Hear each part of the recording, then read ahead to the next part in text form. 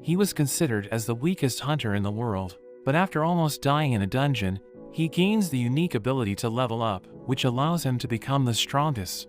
10 years earlier, mysterious gates started appearing all over the world, releasing countless monsters, and they were immune to conventional weapons, so humanity struggled against them.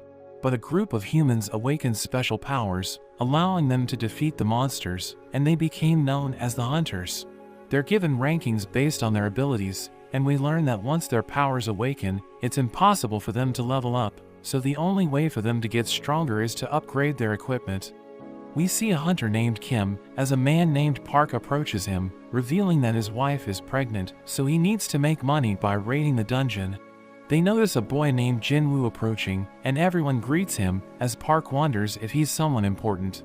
But we learn that he's only a ranky hunter, and he's considered as the weakest in the world, because he was almost killed while trying to clear the easiest dungeon. A girl named Jui approaches him, wondering what happened to his face. So he explains that he got injured while raiding a ranky dungeon, because there was no healer in their party, saying his companions were so strong that they didn't need one. Jui thinks they're selfish, but he blames himself for being weak, saying he's used to being treated as a burden. The leader Songchi calls them for a meeting, and everyone is glad to work with him because he's known as a capable hunter. They're about to enter the gate as Kim tells Jinwoo to be careful, thinking he might get injured again.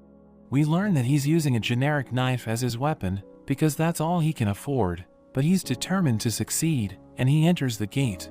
We meet the chairman Gunyi, as he reveals that hunters make profit by selling essence stones, which can be obtained by defeating monsters, and they're considered as valuable resources because they can be used to craft powerful equipment.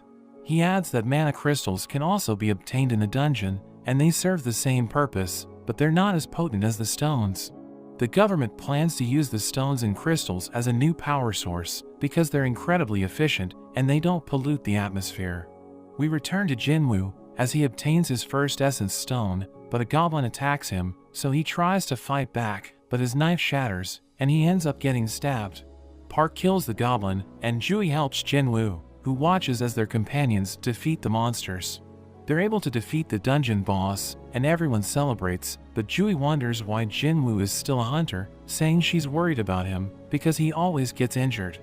They collect the loot, but they appear to be disappointed, thinking it's not enough. But a hunter calls everyone, showing them a tunnel as they realize that it's a double dungeon. They know that they will find more loot inside.